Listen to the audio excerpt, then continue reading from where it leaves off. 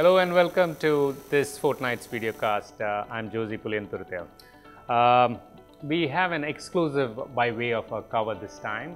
We have Sheryl Sandberg. In case you don't recognize that picture, Sheryl Sandberg is the Chief Operating Officer of Facebook, the world's biggest social media, if you will, company.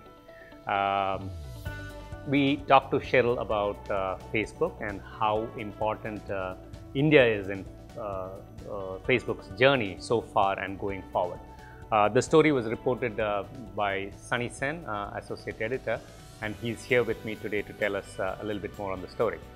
Sunny, hey, tell us how big is India in Sheryl Sandberg and Facebook's scheme of things? For Sheryl Sandberg, India is Facebook's second largest market by users. It's 100 million, the largest being US. US, they club it with Canada, so Canada and US is double of what India is.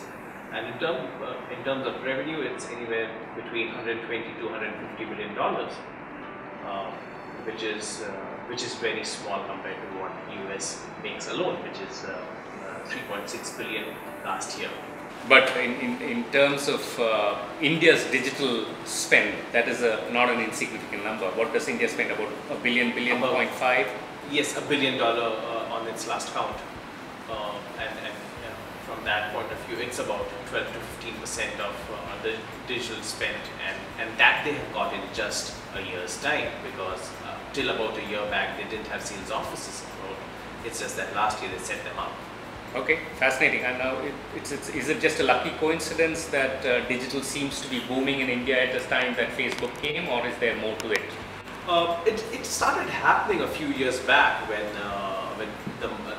mobile started becoming very big for the internet consumers in India, and we have about 200 million internet users, out of which 150 million are on access the internet from the mobile.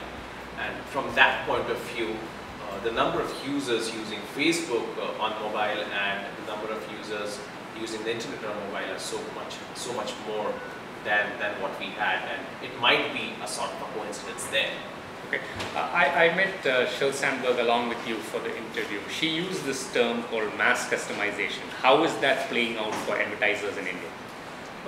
Previously, it was only the mass medium, which was the television and the print, where advertisers didn't know the audience they were targeting.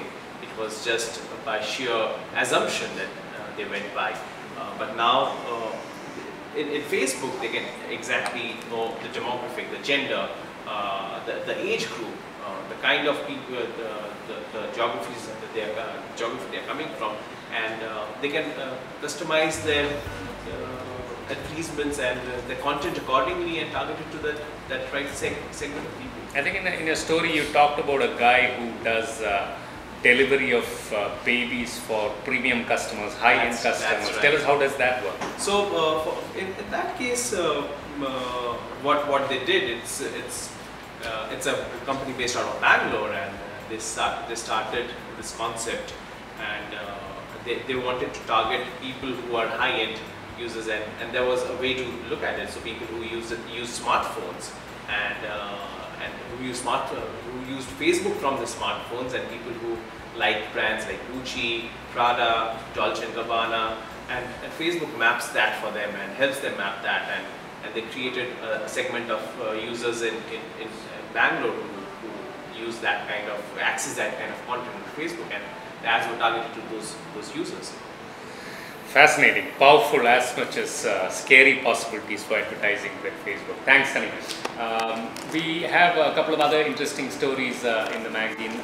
The other story, which actually Sunny has done, and don't forget that electronic commerce is the flavor of the season. Flipkart just raised $1 billion yesterday, valuing themselves at around $7 billion. Sunny also has an interesting story on Snapdeal, on how Snapdeal is a company that's remarkably agile, remarkably can learn new things and go on changing its business model as it rolls along. And today it is the largest online marketplace in the country as we speak. Yet another story that I'd like to kind of draw your attention to is business confidence in this country.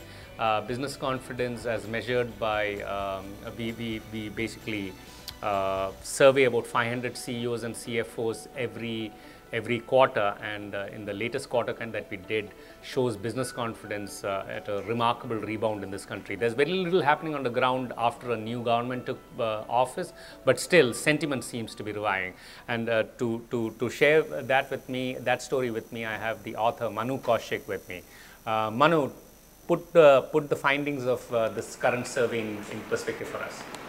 So it's a 11th quarter high that we are witnessing. 11th quarter? Yeah. 11th quarter high out of 15 surveys that we have done. Yeah. Wow. So last time we reached this level in July to September 2011.